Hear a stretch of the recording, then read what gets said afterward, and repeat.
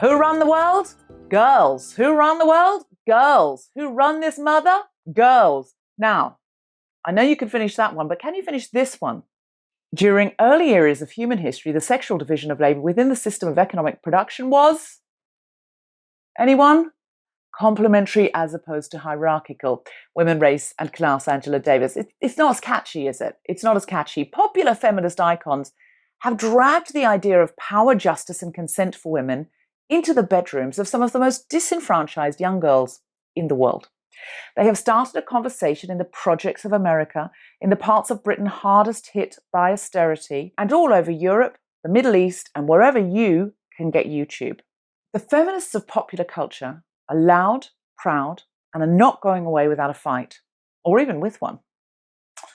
When I first went to university in 1997, the pop offering on the radio, which was the late 20th century's precursor to Spotify, included Barbie Girl by Aqua, which included the lyrics, "You can brush my hair, undress me everywhere. I'm a blonde bimbo girl in a fantasy world. Dress me up, make it tight, you're my dolly." Then, of course, there was Mbop by Hanson, which features the lyrics, Mbop, Bada Doo Bop, and Spice Up Your Life from Spice Up Your Life by the Spice Girls, women who denounced feminism for its vapid, vain, vanilla cousin, girl power. Now, girl power was all that was on offer, and so we sucked up those scraps gratefully. Delivered by Jerry Halliwell in a Union Jack mini dress, who declared that Margaret Thatcher was her feminist icon, and with her global platform told an enthralled world that what women really, really want is a zig-a-zig-ah. Could have said equality there, could have said justice. Now, when I was at university, ladette culture had made feminism uncool.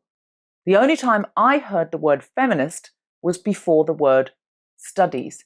We weren't even discussing feminism in the student union, ever, unless it was to share our hot take on Mr. Darcy for an essay we were writing that featured the phrase gendered dialectic in the title.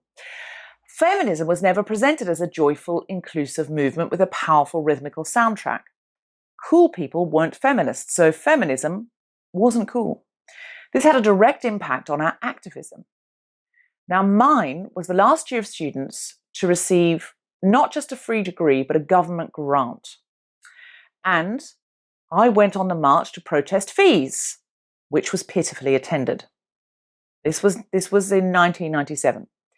Last month, I spoke at a rally for period poverty in London, and it was full of activated, inspiring teenagers and university students speaking, shouting, and demanding more and better.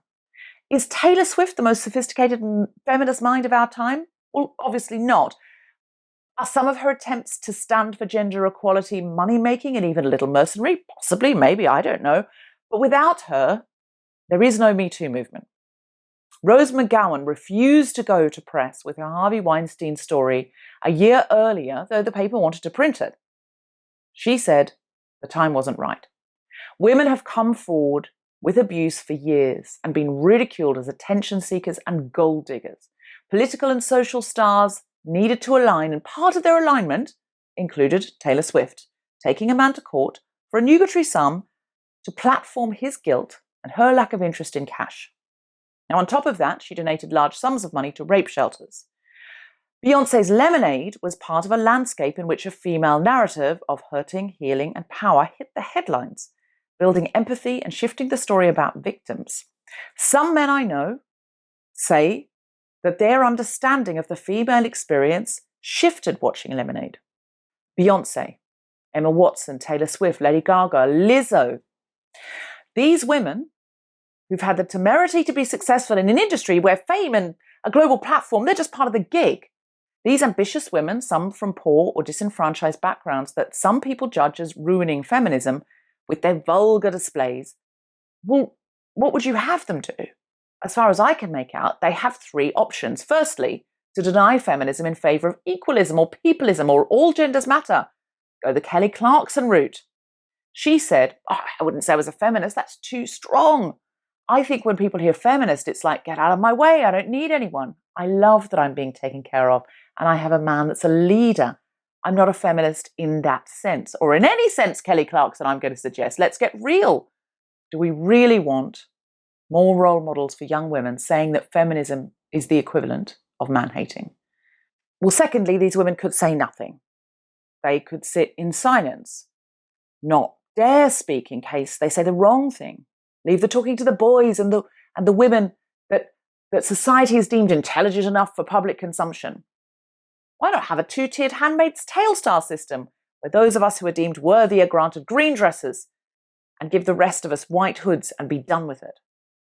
Or thirdly, these young women who found their fans and followers and forged a career because of significant talent, unimaginable persistence and relentless hard work, while facing daily harassment, rejection and mudslinging, use that platform to say, if I were a boy. Because if you're suggesting that it'd be better for women with earned profile to say nothing than tell their story and share their wisdom, then I have to ask you, why you gotta be so mean? And tell you, no brand of radical intersectional feminism is reaching girls living on the corner of capitalism and poverty. If we truly care about the intersection of gender, race, class, and sexuality, then we can't hoard feminism for intellectuals to discuss in places where women are cash rich or book rich or both. The illiterate 15-year-old queer teen in Mississippi won't care about anyone's intentions for her to find a richer, more nuanced form of feminism because, well, look, they have no access into her bedroom. You don't have a way to tell her she was born this way. The young black woman in a working class area who's been patronized and underestimated by white men and women alike, frustrated because she has no opportunities and outlets for her smarts and drive, well, she doesn't necessarily play in your feminist part of the internet. And so she'll never be able to find your empowering blog on the interplay between Time's Up and white feminism unless Beyonce is the first breadcrumb in the trail that leads her there. You may find Lady Gaga unnuanced, but she can be a gateway drug to Roxane Gay. Are these icons problematic? Of course, at times. I'm problematic, you're problematic, we're all problematic. Let she who is not problematic cast the first tweet. Tearing down women for not being the right sort of feminist is not a feminist act. And as Harry Styles, that lesser-known feminist icon, pointed out, just because teenage girls like something, it doesn't automatically make it invalid. I think Harry Styles is actually quite a good feminist. That's the song the patriarchy sings. And it's a lot less catchy than Single Ladies. My podcast is The Guilty Feminist, so many young women write to me and say they didn't think they were entitled to call themselves feminists until they listened. Not that I'm claiming to be the Beyonce of the podcasting world. That's Jessica Williams from Two Dope Queens, obviously, but what I will say is that if anyone tells you that the women who introduced you to feminism are not good enough, no matter how sequin contoured or money-driven they might be, I'd take Tay-Tay's advice and shake it off, because haters gonna hate, hate, hate, hate, hate. Thank you.